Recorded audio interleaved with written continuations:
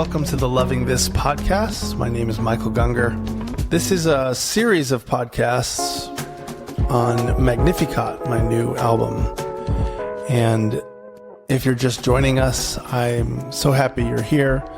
If you have time to go back to the beginning, it might be more helpful, and I would encourage you if you have time to do it, because you can sort of get more into the arc of the album as a whole.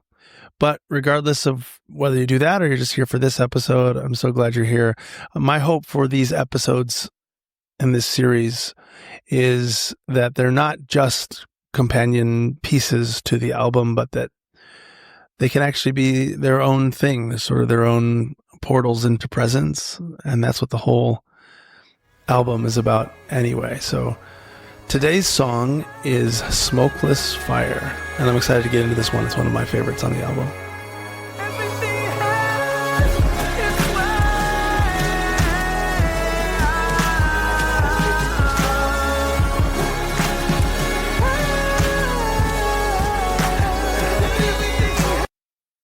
To get into this one, I'd love to do just like a quick recap of where we've come from on the album so far. So remember, in the first song, we introduced these like three characters. The first is this sort of forest character. And to me, this is sort of representative of the divine masculine. It's space. It's the context from which everything is created. And then you have the mother energy, this voice of the mother who is the divine feminine. And then you sort of have their child, the thing that gets created, the form of this character who's had the microphone pretty much the last few songs. And sorry to get theological here. This is my little inner theology nerd that comes out sometimes. But it's sort of Trinitarian to me, this threefold expression of reality. And you see this threefold expression of God, if you will, not just in Christianity. Of course, you have Father, Son, Holy Spirit, but there's also different traditions that, like Brahma, Vishnu, Shiva, or you could even go scientific with it, like proton, neutron, electron. There's a way that reality organizes itself by threes that these three characters point to for me. And in these last few songs, this character that could play sort of the part of Son, if you will, has been going through a lot. He's been living life and getting stuck and then getting freed, getting into patterns and then seeing through them. It's been on kind of a journey. But in the last song, which was Everything is Totally Meaningless,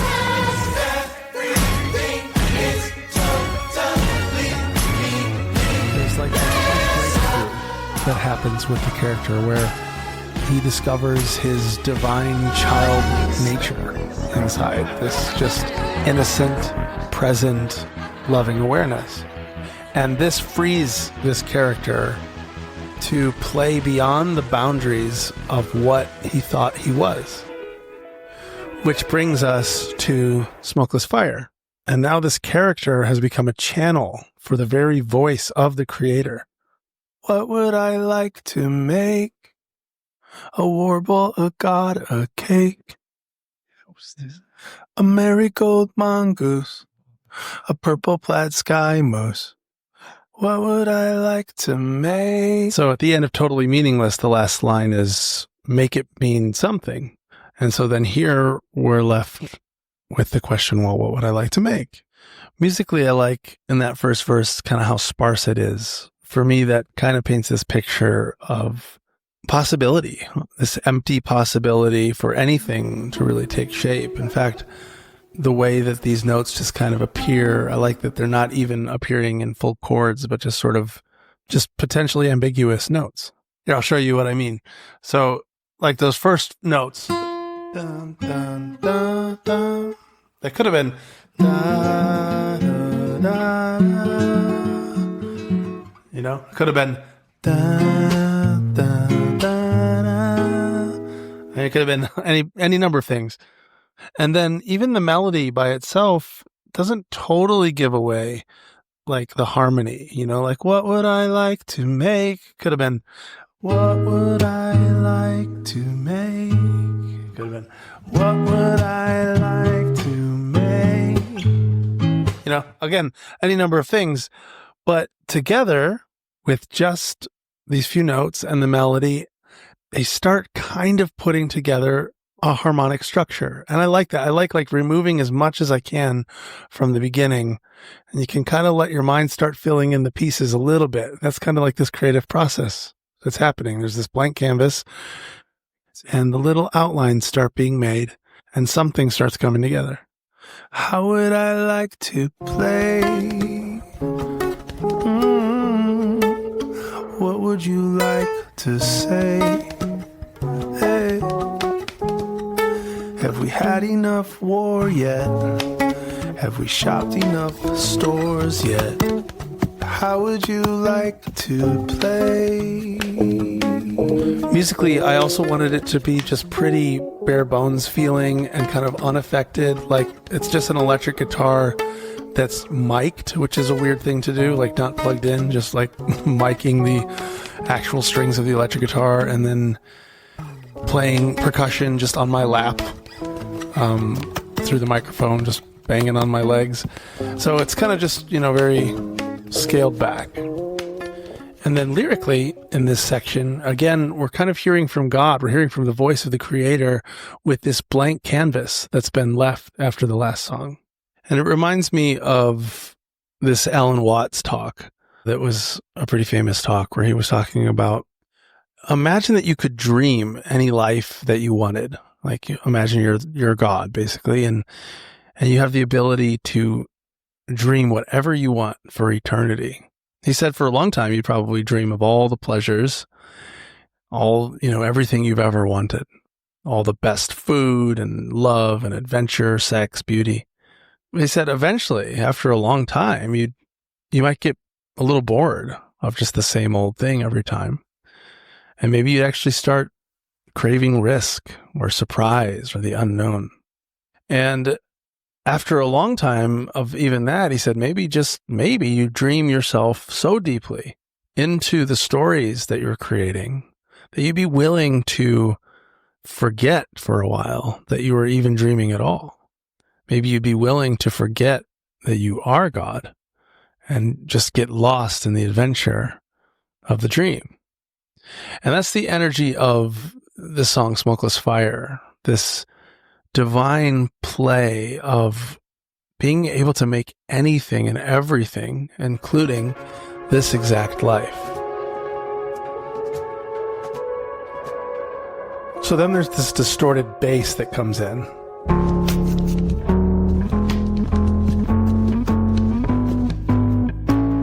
And I kind of like that this is a spot that the distorted bass comes back, because the last time we heard it so prominent was in Same Sky. Ever feel it's all too much, yet somehow still not enough. Afraid of them, but and when it appeared in that song, it was reflective of a certain kind of angst about how the world is. And what I like about its placement here again is this is kind of a dark second half of the verse to me. Like, have we fought enough wars yet? Have we shopped enough stores yet? Because it's acknowledging all of the suffering, the violence of humankind, but it's placing it in this kind of playful space. Again, remember this little story of God who's dreaming and how far out it's willing to go. And from the perspective of one of the characters in that dream, i.e. you and me, that is a really dark vision of like, all my suffering is some sort of like dream of God. There's something about that that's pretty dark. But when you shift the camera again from the character, me and you, to the dreamer, to what's behind you and I, life itself, and then you see, I'm free to make this what I want to make it, then we have the choice of waking up from this nightmare in a way, because we don't have to keep creating more war and more violence and more consumerism and oppression and however we're suffering. We don't have to keep doing that if we don't want to. And so while this sort of radical empowerment can seem dark on the surface, and from the place of feeling disempowered, it feels very dark. When you switch the camera lens, then we're not victims of life anymore. We can actually wake up and go, is this what we want to make it?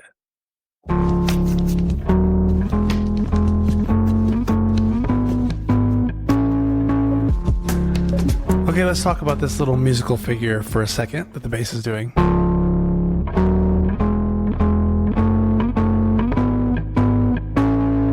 Some people have wondered what time signature it's in when they first hear it. And it's actually just in 4/4. It's just pretty syncopated. 1, 2, 3, 4, 2, 2, 3, 4, 3, 2, 3, 4, 4, 2, 3, 4. And this figure evolved a little bit actually since the first version of it. The first version actually was a little more complicated. And actually, while we're on that subject, I guess I can just play you some of the original version of this song here.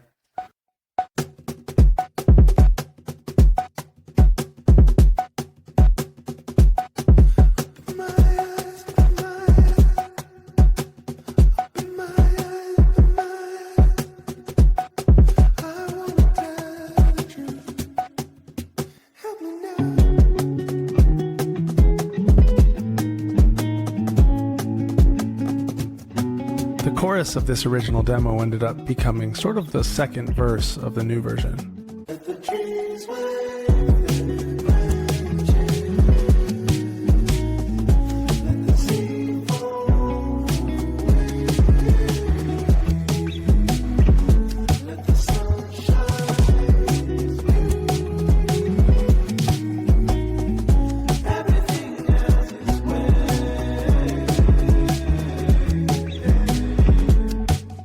It reminds me of this Chesterton book that I read back in my early 20s called Orthodoxy.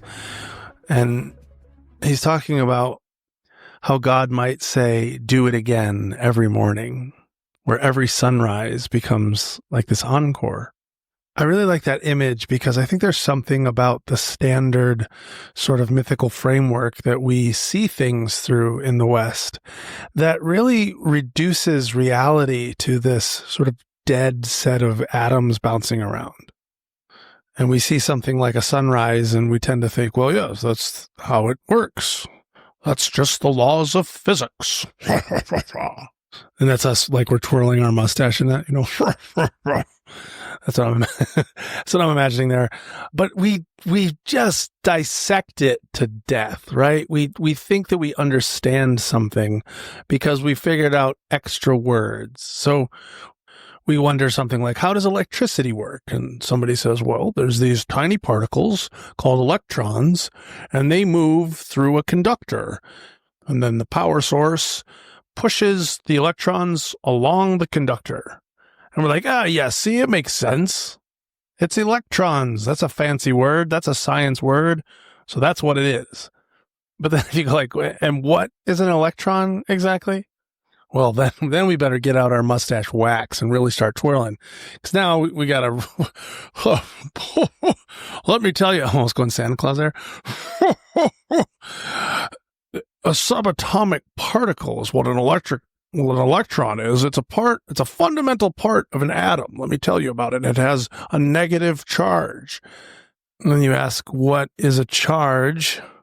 We might say, well, it's fundamental aspect of matter that repels or attracts other matter.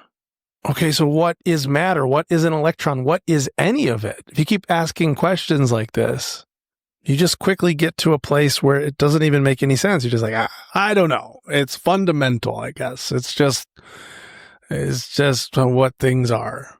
But then if you trace that back to where we started, nothing has actually been explained. And so I love this Chesterton quote about God saying encore to the sun, because it kind of upsets that ridiculous version of the universe that so many of us just sort of resort to, which is that this is somehow comprehensible, that this somehow makes sense, that we're in a universe that, it's the laws of physics, as though that means anything. And listen, by that, I'm not saying that I'm anti-science. I'm very pro-science. I think that science has so much to offer humanity as a tool. It's just when we're talking about the actual fundamental essence of existence. Science cannot encapsulate it because, like scientist and psychologist Donald Hoffman said, all of our scientific theories will always and forever explain 0% of reality. Reality is infinite. Our science, our ideas about it are not.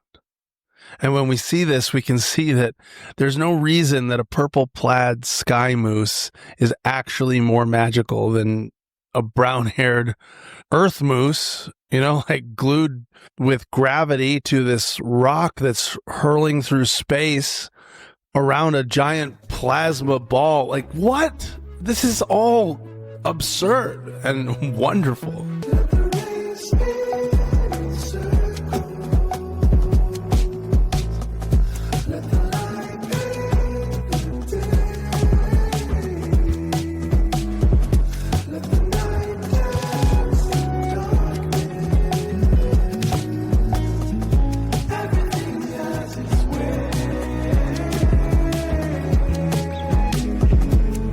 So I liked in the original demo this feeling of like letting the rain spin its circles, or the light paint the day, or the night dance the darkness.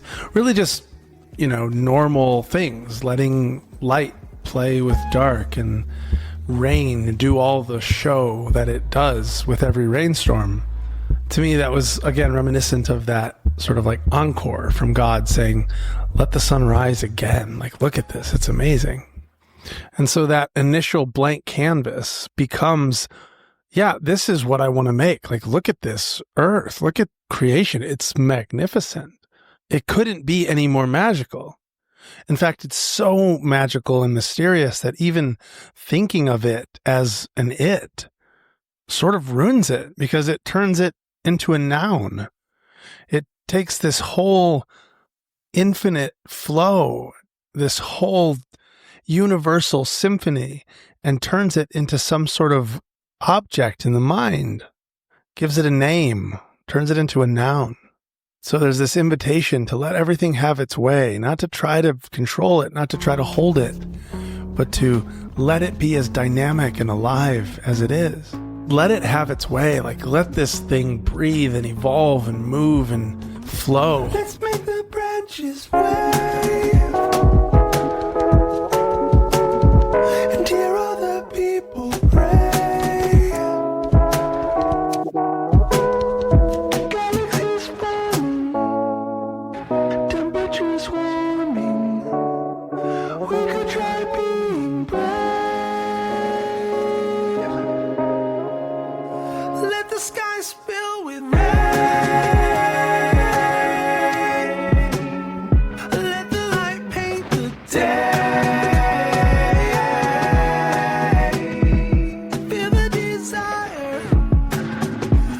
Smokeless fire, let everything have its way. Okay, so this line, pure smokeless fire, this is a quote from a book called The Book of Wisdom, and I love this image of the smokeless fire. It's essentially pointing to the nature of everything being desire. And I can't emphasize how important this point is, not just for this song, but this is a life-changing realization when you see that everything is desire.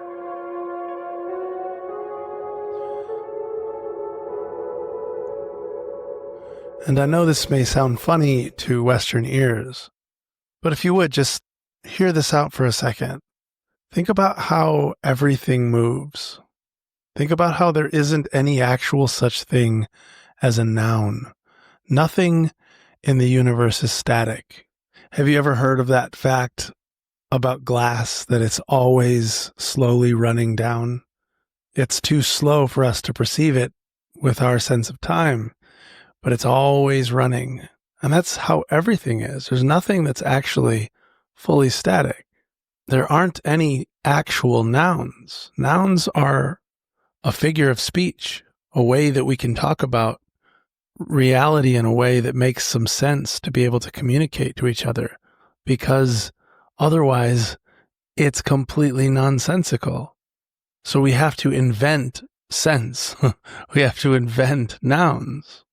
But if we just look at reality more directly and notice its movement, notice how the trees grow towards the sunlight and how the beams of light from the sun keep going in the same direction.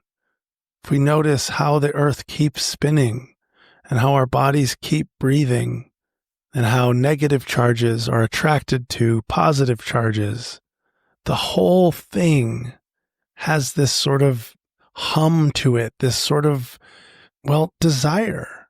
And on the surface, that may sound like I'm anthropomorphizing it, but it's actually sort of the reverse, that what we think of as human desire is just that same basic universal desire expressed through a human brain and a human organism. But what happens in the human being is we get attached to this desire, meaning we try to solve the desire, we try to minimize the desire by focusing it all on something or someone or somewhere. So we take this universal desire that is life. It is the movement of life. This is why life keeps evolving. It's why life keeps fighting to be. This desire that is the natural flow and movement of everything. Through the human mind, it gets focused, gets attached somewhere. And we do this because the raw desire is so overwhelming. You can't really hold on to anything if you just let the desire be as big as it is. The desire of life just to pulse and flow freely. It's sort of like trying to take a drink from Niagara Falls. It's too much for the mind to take in. It's not understandable. So the mind needs to shrink it. So it shrinks this infinite orgasmic bliss of existence into a specific desire for a specific thing, that girl or that ice cream cone or that job, whatever the thing is that we think will satisfy and reduce that desire. And this is what the Buddha talked about when he talked about being attached to our desires, that this is the cause of all suffering. And for those of you who grew up with more of a Christian lexicon and system of words, think about what hell is. If you think of it as a metaphor, not like a literal fire pit, but if you think of the absence of the presence of God, and if God is love and God is wholeness, then any attempt to slice apart that wholeness, to stand apart from it in our minds as something else other than it, any attempt to shrink the desire, which is God, that is the real. Everything is desire, as we talked about. So God is desire. But then when we shrink that down and we try to remove ourselves from desire, we try to get rid of desire by placing it on one object and fulfilling our desire, we place ourselves in hell. We place ourselves in an experience of being separate from the presence of God.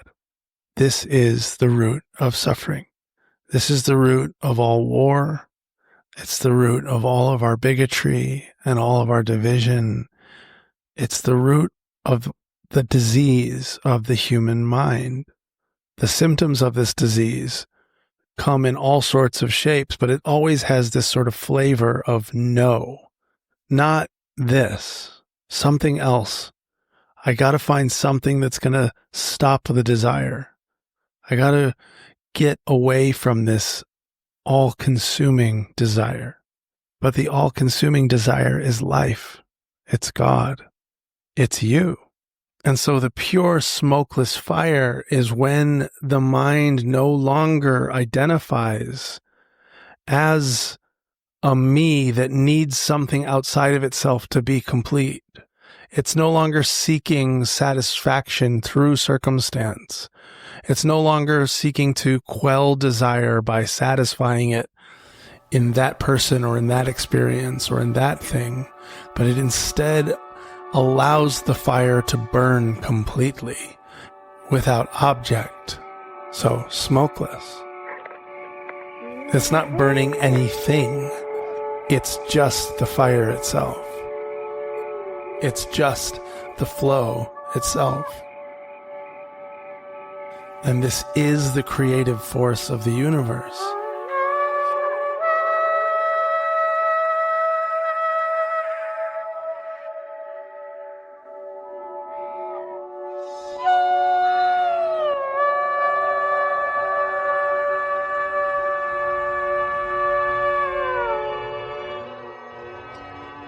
Now, the temptation with this for the mind would be to make this into an idea, a philosophy, a theology. But it's not that. This invitation to let everything have its way is an invitation into rest. And not even active rest where you have to try to rest, but just whatever you're holding, whatever you're trying to force, whatever you're trying to understand and control, just for now. What would it be like to just not do that right now? Not try to stand apart from your life, but to just fully inhabit it as it is right now.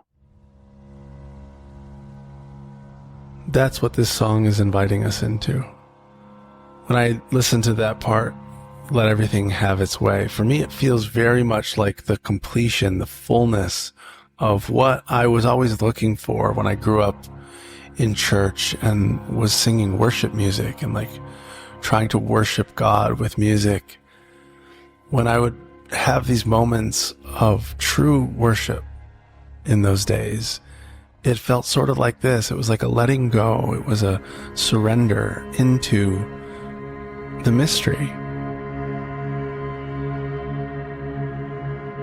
And this is an invitation to do that, not just in church, not just with religious words, but in every moment, in every experience, letting it go, letting it be as it is, so that the presence of God becomes the air that we're always breathing.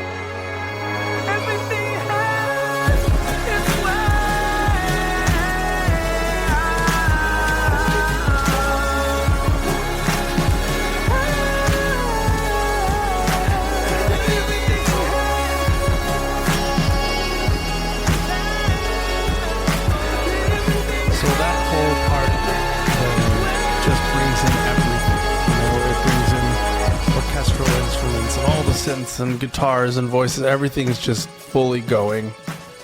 And then it starts to break apart again, and all the instrumentation starts thinning out and fading out.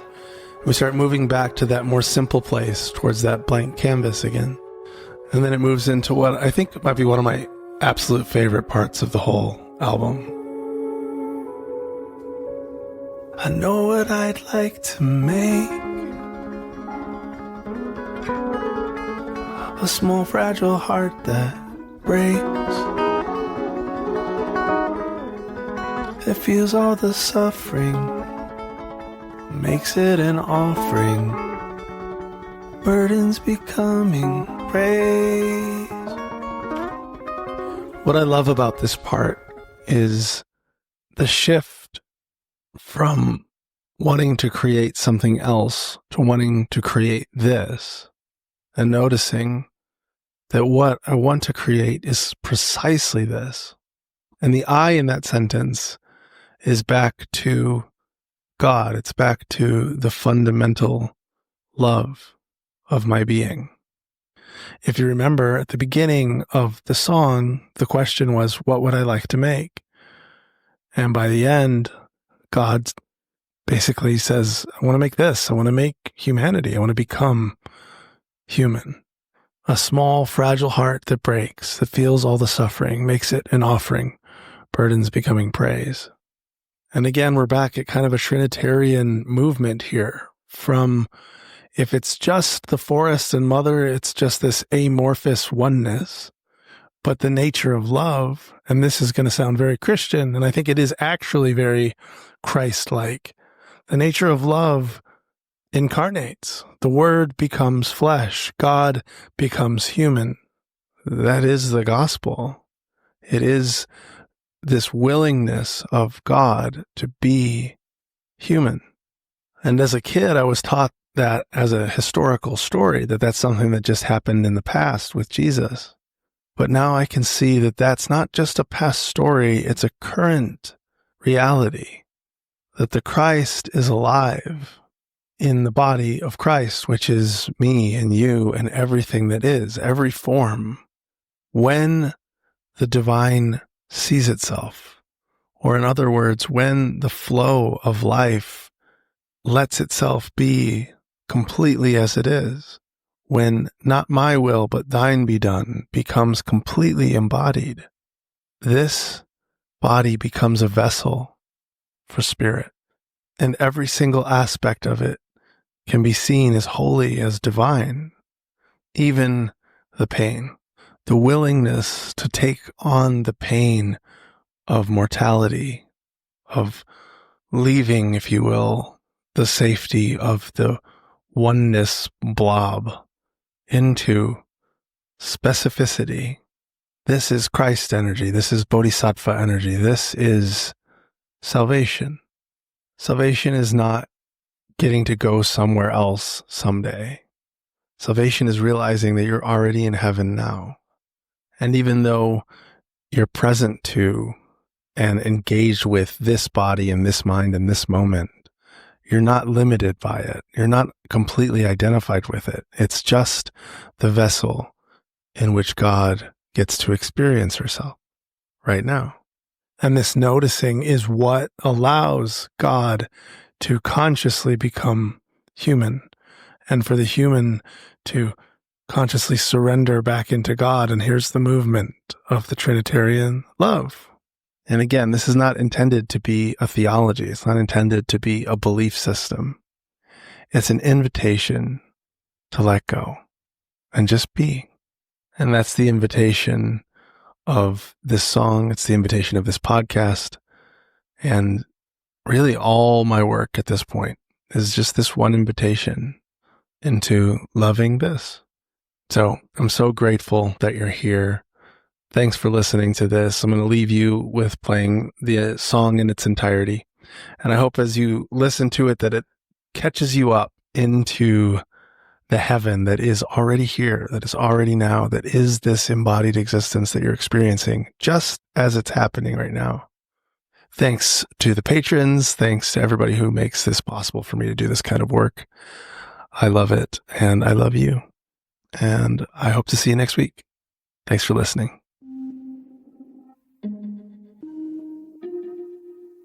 What would I like to make? A warble, a god, a cake. A marigold mongoose. A purple plaid sky moose. What would I like to make? How would I like to play? What would you like to say? Hey. Have we had enough war yet? Have we shopped enough stores yet? How would you like to play?